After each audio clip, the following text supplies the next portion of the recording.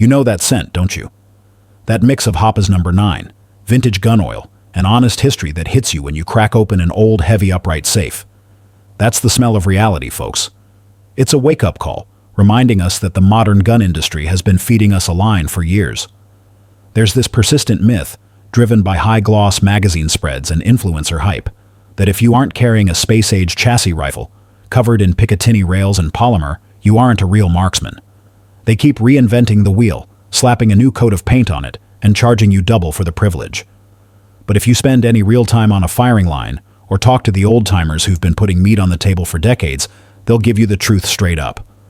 The hardware that actually built our hunting heritage, the tools that defended homes and forged a nation, aren't sitting on the new arrivals rack. They're the steel and walnut gathering dust in the back of the closet, the legends forged in the fire of necessity. Tonight, we're stripping it back to the essentials, breaking down 9 legendary firearms that simply refuse to fade away. They didn't give an inch to the plastic revolution. They just held their ground until the rest of the world caught back up. These are not just guns. They are assets, a hedge against the inflation, the supply chain collapses, and the political whims that threaten our liberty. The Kentucky Long Rifle.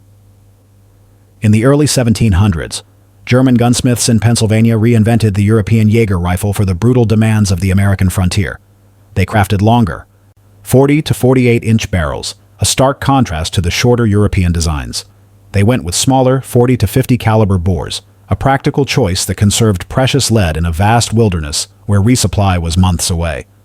Most importantly, they incorporated rifling that delivered accuracy no smoothbore musket could ever match. A skilled shooter could hit targets at 200 yards, sometimes even 300.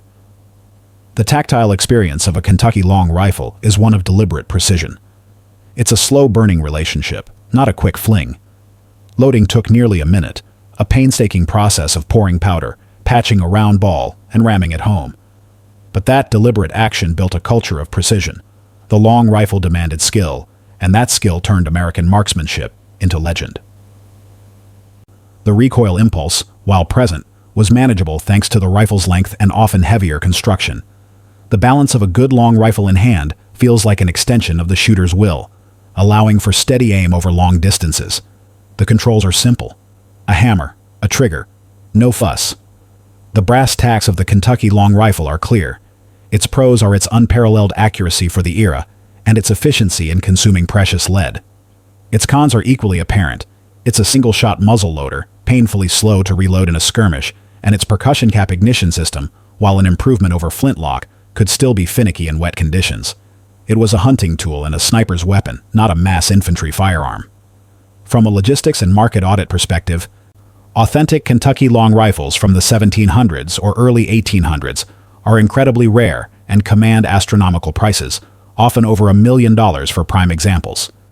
They are strictly collector's items or museum pieces, not working guns for the average man. Modern reproductions exist, allowing enthusiasts to experience the craft, but their practical utility is limited to historical reenactment or specialized hunting. This weapon is for the historian, the patriot, the man who understands the very bedrock of American liberty.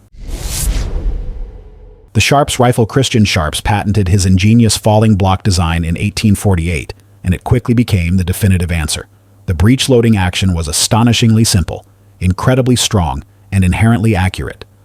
Early Sharps rifles often used paper or linen cartridges, a transitional step, but later models embraced metallic cartridges in formidable calibers ranging from 40 to 50. The heavy barrel and solid construction were engineered to absorb the significant recoil of these powerful loads and maintain accuracy at ranges that left most contemporary muzzleloaders utterly useless. During the Civil War, specialized sharpshooter units, and yes, that's where the term comes from, used Sharps rifles to devastating effect. At distances exceeding 500 yards, trained marksmen could target Confederate officers and artillery crews with a precision previously unknown. After the war, buffalo hunters quickly recognized the immense potential of the Sharps. A skilled hunter, armed with a Sharps 50-90 or 51-40, could kill dozens of buffalo in a day, operating from a distance that prevented scattering the herd. The tactile experience of the Sharps is one of formidable weight and deliberate action. It feels like a solid block of steel, with a heavy barrel that inspires confidence in long-range stability. The falling block action is robust and simple to operate, a strong positive for reliability in harsh conditions. While it's a single shot, the feeling of chambering such a powerful cartridge, knowing its potential, is unique.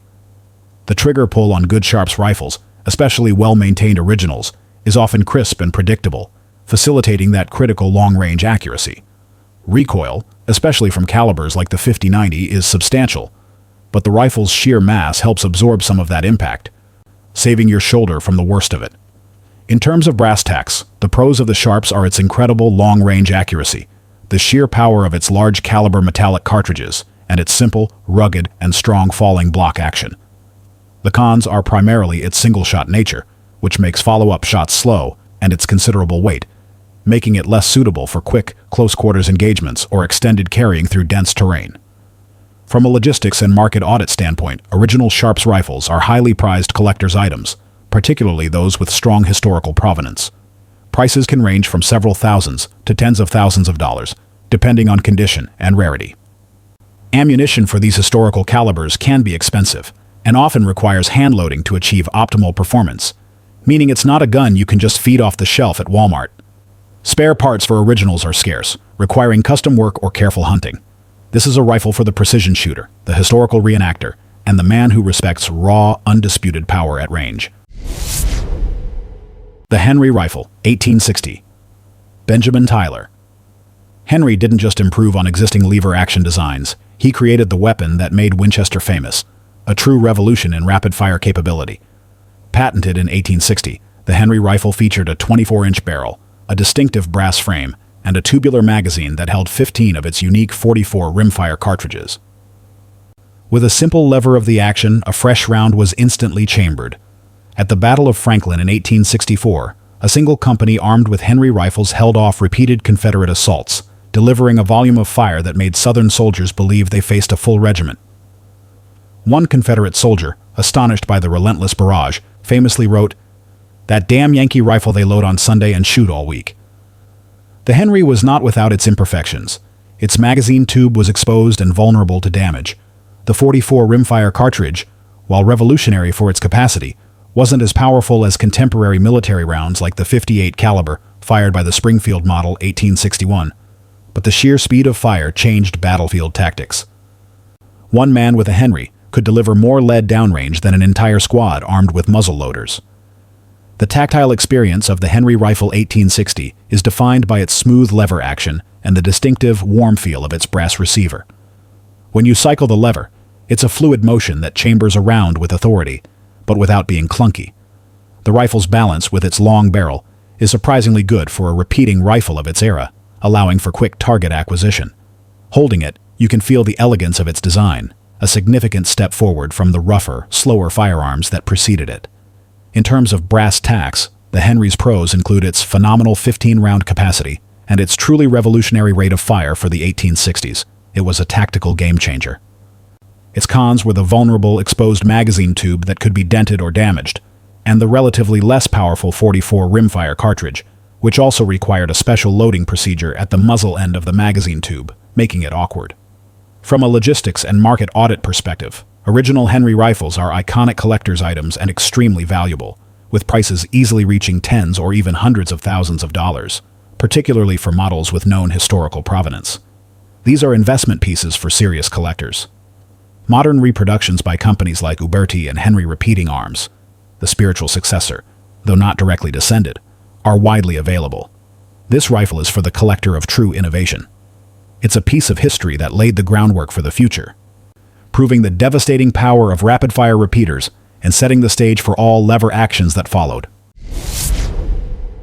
The Colt Single-Action Army. Forget Hollywood gunfights, folks. The real story of the Colt Single-Action Army, often called the Peacemaker, is far more brutal and historically significant than any movie drama could portray.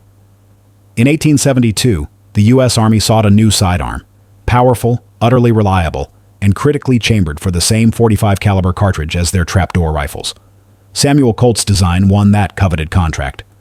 The Single-Action Army, with its iconic 7.5-inch barrel, weighed around 2.4 pounds loaded, a substantial piece of steel in the hand. But here's the cold, hard truth. It worked. 6 shots of .45 long Colt, powerful enough to stop a charging horse, reliable enough that soldiers and civilians alike trusted their lives to it. The Army carried it as standard issue for 19 years, a testament to its unwavering performance. It became the definitive symbol of an entire era, not because of Hollywood dramatics, but because it represented reliable personal defense when it was absolutely essential. The tactile experience of the Colt single-action Army is distinctly old world, rooted in craftsmanship. The weight of the steel in your hand, balanced by the walnut grips, feels substantial and reassuring. Cocking the hammer produces a series of distinct clicks, the famous 4 clicks, signaling the cylinder's rotation and the locking of the action, a sound that became synonymous with readiness. The single-action trigger pull. Once the hammer is fully cocked, is typically crisp and clean, allowing for accurate shot placement. Loading is a deliberate, methodical process. Open the loading gate, eject spent casings one by one, and then feed fresh cartridges into the cylinder. It requires concentration, a stark contrast to modern semi-autos, but it engenders a deeper connection to the tool. In terms of brass tacks, the Colt single-action Army's pros are its unmatched reliability, its powerful 45 long Colt chambering, its enduringly simple and robust design, and its iconic legacy. The cons are its slow reloading process due to the single loading gate and rod ejector, its single-action operation which requires manual cocking for each shot, and its 6-round capacity, which is less than later, more modern revolvers. It's a precision tool, not a spray-and-pray weapon. From a logistics and market audit perspective, the Colt single-action Army has been in production in various forms for generations. Original first-generation Colts are highly valuable collector's items, with prices ranging from several thousands to well over $100,000, depending on condition and historical significance. Second- and third-generation Colts are also collectible. Parts for modern reproductions are generally available, but for original models, specific parts can be harder to source. This is a sidearm for the traditionalist, the collector of Western Americana, the man who understands that true form and function can be timeless. The Winchester model, 1873.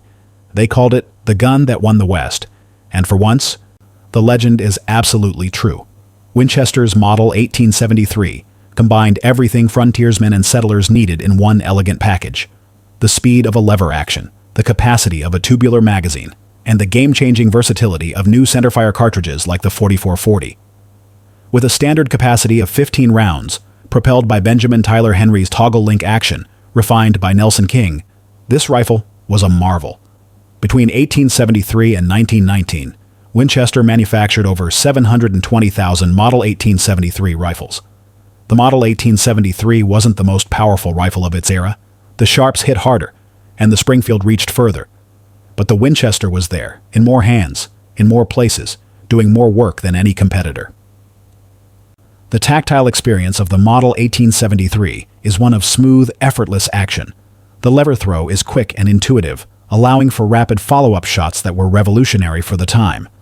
The rifle balances well in the hands, often with a satisfying weight that speaks to its robust construction. Even today, cycling the action of a good 1873 feels like operating a well-oiled machine, ready for anything. The recoil is manageable, especially in calibers like the 4440, making it a comfortable rifle for extended shooting sessions, or for hunters who need to manage fast follow-ups. In terms of brass tacks, the Model 1873's pros are its high capacity, rapid fire capability, and the revolutionary cartridge commonality with revolvers, simplifying logistics for the frontier user. Its reliability in various harsh conditions was also a major advantage. Its primary con is that, while revolutionary, the toggle link action isn't as strong as later designs, limiting the power of the cartridges it could safely chamber. It was never intended for large, dangerous game at extreme ranges, but rather for quick, effective shots on medium game and for self-defense. From a logistics and market audit perspective, original Model 1873 rifles are highly sought-after collector's items, with prices varying widely depending on condition, rarity of specific variants, and historical provenance. They can fetch thousands to tens of thousands of dollars. Modern high-quality reproductions are widely available from companies like Uberti, Moroku for Winchester, and Chiappa, making the experience accessible to contemporary shooters and historical reenactors. This is the quintessential working man's rifle, a true multi-tool for the frontier. An investment in a Model 1873 is an investment in a piece of equipment that directly shaped the expansion of America. The Remington Model 760 Gamemaster. Kicking off our contemporary classics, the Remington Model 760 Gamemaster is a piece of American engineering that crawled out of the 1950s and still runs circles around many of these modern bolt guns. It's a pump-action rifle, essentially the legendary Remington 870 shotgun, redesigned to sling rifle lead. When you chamber this thing in a serious round like the 30-06, 270, or the ubiquitous 308, it becomes the ultimate tool for a hunter operating on pure adrenaline. People often forget that a well-worn pump action is arguably the fastest manual cycling system on the planet, second only to a semi-auto. It typically features a 22-inch barrel and tips the scales at about 7.5 pounds, making it surprisingly nimble. It swings with zero effort and points as naturally as your own finger. You're looking at anchoring game with total confidence out to 200 yards, easily. The tactile experience of the 760 is all about speed and instinct. The pump action is smooth and fast, allowing for quick, successive shots without breaking your cheek weld or losing your sight picture.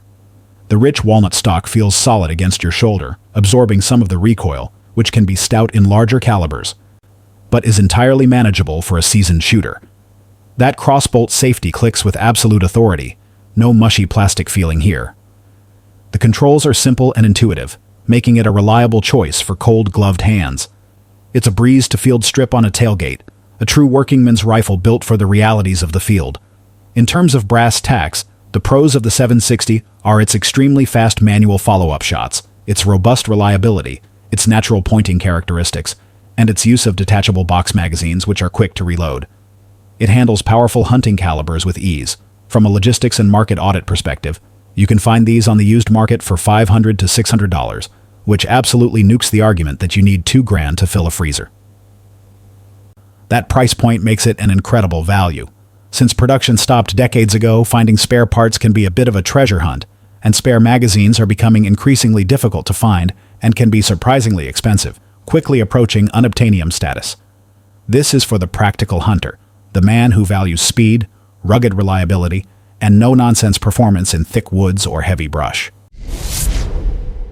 The Savage Model 99. If you think a pump gun is a classic, just wait until you lay hands on the Savage Model 99. Imagine a rifle designed in the 19th century that's actually more sophisticated than half the stuff on the shelves today. I'm talking about the Savage Model 99. While everyone else was stuck with tube magazines that required round-nose bullets for safety, Savage released a hammerless design featuring a rotary magazine. That rotary magazine was a stroke of absolute genius. It allowed hunters to use Spitzer bullets, those pointy, aerodynamic projectiles that offer much better ballistic performance, without the risk of a tip setting off a primer in a tube under recoil. That was a total game-changer for the era, giving the 99 a significant accuracy and range advantage. Depending on your configuration, it weighs in between 6.5 and 8 pounds, often with a 20-inch barrel, though many lengths were offered. The tactile experience of the Savage 99 is one of refined mechanics and elegant simplicity. That lever throw isn't some clunky mechanical mess. It's functional art. Cycling it feels like closing the heavy door on a bank vault, solid, precise, and utterly reliable. In terms of brass tacks, the Model 99's pros are its revolutionary rotary magazine allowing for Spitzer bullets, its hammerless design for snag-free operation, and its excellent accuracy. It was also available in unique and effective calibers like the 253,000 Savage and the 300 Savage, alongside more common 308 and 243. The cons are that some older models can have complex internal mechanisms, which makes them harder to work on for the average gunsmith. Parts can be very difficult to find for specific variants, making repairs expensive or requiring custom fabrication. Disassembly can be tricky for the inexperienced. From a logistics and market audit perspective, you can usually find these in the $800 to $1,200 range, and often for more, depending on condition, caliber, and rarity. Good luck trying that with your budget-friendly modern rifle. Ammunition for its proprietary calibers, like the 253,000 Savage, can be scarce and expensive, sometimes requiring hand-loading. More common calibers, like 308, are readily available. This is for the discerning hunter, the connoisseur of mechanical elegance, the man who appreciates true innovation over transient trends. The Ruger M77 Hawkeye. Sliding into our number 8 spot is a rifle that never needed a flashy marketing campaign to prove its worth. The Ruger M77 Hawkeye. This is a bolt gun designed by people who actually spend their time in the woods, not by engineers staring at spreadsheets in a sterile office. This is a pure-blood rifle, steel and walnut. You won't find any plastic bottom metal here. No corners were cut to save a few pennies or a few ounces. It features a controlled round feed system with a massive Mauser-style claw extractor. The M77 is built with a cold hammer-forged barrel that's as tough as a railroad spike, ensuring both longevity and consistent accuracy. While the rest of the industry went chasing chassis systems and skeletonized stocks, the Hawkeye just stayed in its lane. It kept doing the one thing it was designed for, delivering dead reliable performance in the field, shot after shot, season after season. The tactile experience of the Ruger M77 Hawkeye is one of robust, unwavering confidence. The Mauser-style action is smooth and positive, engaging with a satisfying resistance as the large claw extractor grips the cartridge. The rifle feels solid in your hands, with the heft of genuine steel and the warm, traditional feel of a walnut stock. The three-position safety is easily manipulated, providing both an uncocked and a bolt-locked safe position, which is invaluable in thick brush or when climbing. In terms of brass tacks, the M77 Hawkeye's pros are its utterly reliable controlled round feed, its robust construction of steel and walnut, no plastic bottom metal, its durable cold hammer-forged barrel, and its simple field-ready design that's proven over decades. The cons are that it can be heavier than many modern rifles with lightweight polymer stocks, which might be a factor for some backcountry hunters. While accurate, it might not always achieve the sub-half MOA groups of highly customized bench rest rifles straight out of the box, though it's certainly capable of excellent hunting accuracy. Some factory triggers might benefit from minor tuning. New prices are competitive for the quality it offers, usually ranging from $800 to $1,200, making it a smart investment for its longevity. On the used market, well-maintained examples hold their value extremely well. This is a rifle for the serious big game hunter, the purist who demands reliability over gimmickry, the man who knows what works when it truly counts. The Winchester Model 70, coming in at number 9, but in terms of sheer quality, this rifle, let's be honest, never actually gave up the crown. We're talking about the Winchester Model 70, and specifically, anything built with that legendary pre-64 spirit. There's a reason this is called the Rifleman's rifle. It is the absolute gold standard by which every other bolt-action rifle on Earth is measured, a benchmark of American firearms manufacturing at its absolute peak. When you cycle the bolt on a Model 70, especially a pre-64, it feels like it's gliding on ball bearings. The receiver is precision machined from a solid block of steel, not cast or stamped. The heart of its legendary reliability is the controlled round feed system, a direct descendant of the Mauser design, ensuring that the cartridge is positively held from the moment it leaves the magazine until it's ejected. This prevents malfunctions when cycling rapidly or in unusual positions, a critical feature for hunters and soldiers alike. The trigger breaks like a thin glass rod. Zero creep, zero grit, just a crisp, clean break that allows for consistent, accurate shot placement. The tactile experience of a Winchester Model 70 is unparalleled. The weighty feel of solid steel, the perfectly checkered walnut stock that fills your hand, the smooth, almost hydraulic feel of the bolt as it cycles, these are sensations that communicate quality and reliability.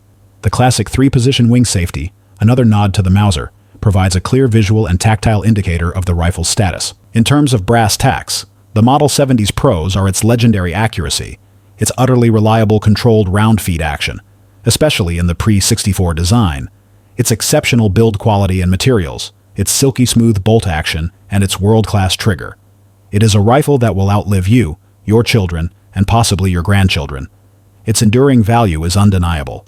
The cons are that original pre-64 models can be very expensive, often fetching several thousands of dollars and constantly increasing in value, making them an investment rather than a casual purchase. Newer Model 70s, while still excellent rifles, are not always considered equivalent to the golden era builds by purists. It can also be heavier than some modern, lightweight hunting rifles. From a logistics and market audit perspective, pre-64 models are genuine collector's items, with prices climbing steadily, making them excellent hard assets. Modern Model 70s are still produced by Winchester, under license by Browning FN Herstal, manufactured by Morocco in Japan, and maintain a high standard of quality, available for typically over $1,000 new. This is for the connoisseur, the man who wants the absolute best, a rifle that transcends mere utility to become an heirloom. Alright folks, that's the roster. As an expert who has spent a lot of time on both sides of the gun counter, I can tell you these rifles and revolvers represent an era of craftsmanship we might never see again. These were tools, not toys. They were built for survival, for defense, for putting meat on the table when your life depended on it. They are physical reminders of American ingenuity and the enduring spirit of liberty. Now, I want to hear from you. Which of these legends have you carried into the field? Or which piece of forgotten history still holds a place of honor in your safe, waiting for the call? Drop a comment down below. I make it a point to read every single one of them. If you found value in this breakdown, do me a favor and smash that like button. Subscribe to the channel and ring that notification bell so you never miss a briefing. Train hard, stay safe, and I'll see you out on the range.